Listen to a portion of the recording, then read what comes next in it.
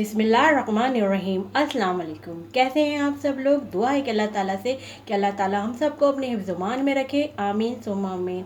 आज मैं आप लोगों के लिए लेकर आई हूँ दिल्ली की फ़ेमस बीफ नली निहारी। तो ये आपको जैसे कि गोश्त से नज़र आ रहा होगा कि मैंने बॉन्ग का गोश्त लिया है। इसकी मैं आपको बोटियों का साइज़ दिखा दूँ। अच्छा, ये बता दूँ, ये बॉन्ग जो है ये 1.5 किलो बॉन्ग है मेरे पास। और ये देखिए मैंने इतनी बड़ी बोटियाँ रखी हैं।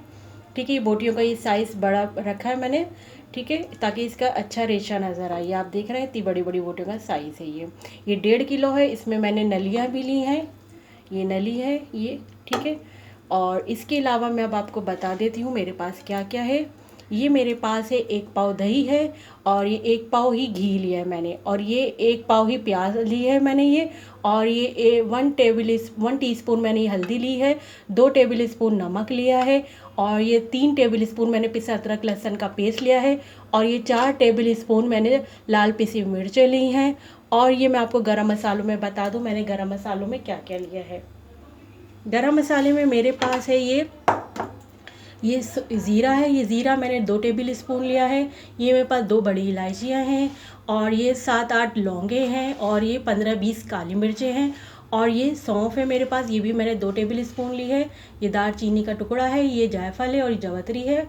2 बड़ी इलायचियाँ हैं, और ये 3 छोटी इलायचियाँ हैं। और ये मेरे पास जो है ये पिसी हुई पीपली है ये मेरे पास। इन सब चीज़ों को मैं ब्लेंडर में ब्लेंड करूँगी। तो सबसे पहले हम प्याज को घी में फ्राई करते हैं। ये हम पतीली में सबसे पहले घी डालेंगे,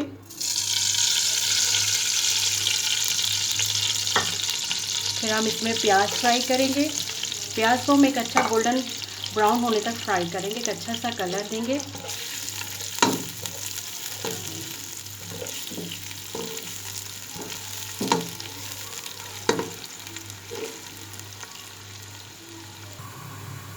प्याज ब्राउन हो गई है, अब हम इसमें अदरक लहसुन का पेस्ट डाल रहे हैं।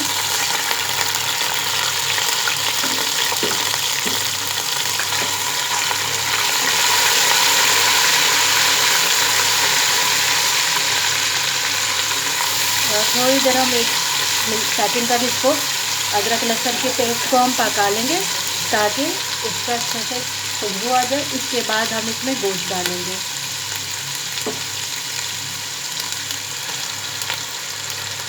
गोश्त को डालकर हम इसे प्याज अदरक लहसुन के पेस्ट में भूनेंगे, ताकि गोश्त का एक अच्छा सा कलर आ जाए।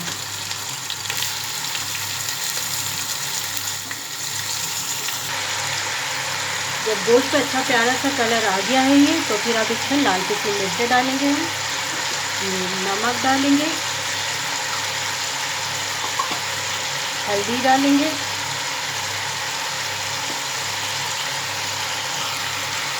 दही डाल देंगे।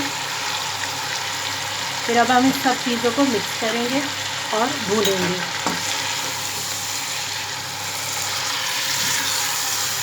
हम इसको 15 मिनट तक भूनेंगे।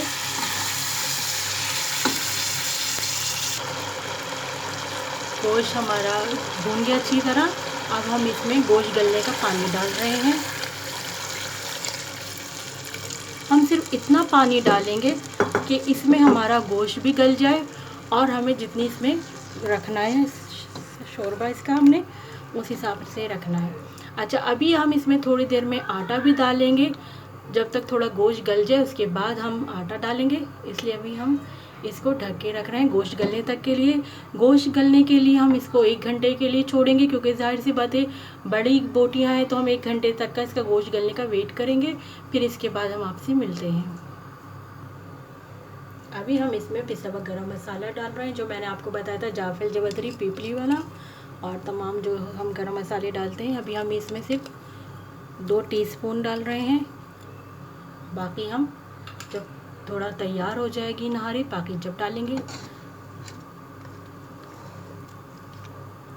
इसको मिक्स करके हम पकने के लिए रख देंगे।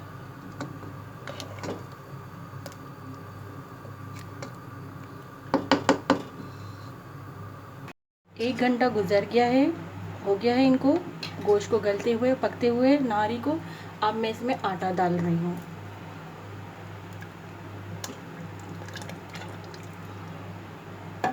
अब हम इसको चलाते जाएंगे। ताकि नीचे कोई लम्स न बना। हम इसको चलाते जाएंगे।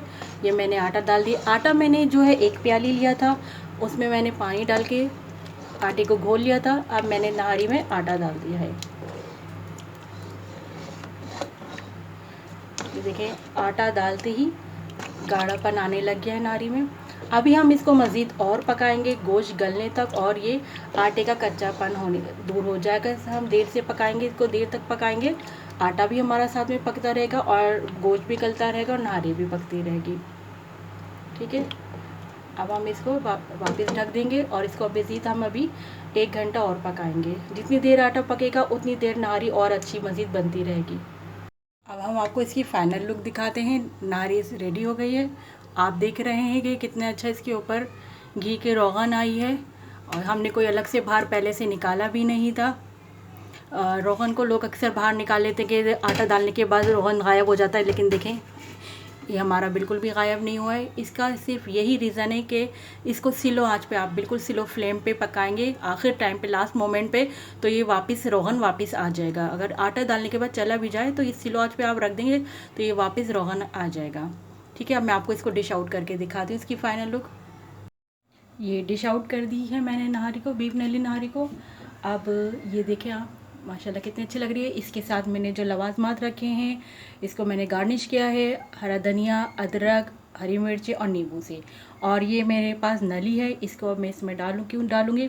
अगर आप लोगों के पास ब्रेन हो, मगज़ हो, तो आप वो भी डाल दें तो हाँ, फिर तो आपकी नहारी का बहुत ही टेस्ट दुबाला हो जाएगा, बहुत ही ज़बरदस्त हो जाएगी नहारी। ये देखें, ये मैंने इसमें नली डाल दी है। ठीक है, अब मैं आपको इसको सर्व करके प्लेट में प्लेट में निकाल रही है। अब मैं आपको दिखाती हूँ। देखिए कितने आराम से गोश्त टूट रहा है। ये देखें आराम से ये गोश्त बिल्कुल बोटी टेंडर हो गई। कितने आराम से ये गोश्त गल गया। इसको मुझे पकाने में तकरीबन 3 घंटे लगे होंगे नहारी को बनाने में, 3।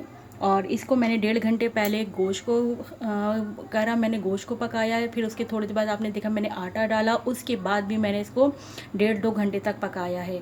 फिर जब जाके आप देखें कितने ज़बरदस्त टेस्टी नहारी बनी है। आप लोग भी ज़रूर इसको शेयर करिएगा, आगे पास करिएगा, लाइक करिएगा, सब्सक्राइब करिएगा और मुझे गुड कमेंट्स पास करिएगा, और बताइएगा ज़रूर कि आपने अपने घर में बनाई तो कैसी बनी। जब तक चलती हूँ नेक्स्ट रेसिपी के लिए, जब तक के लिए मुझे अल्लाह हाफिज़।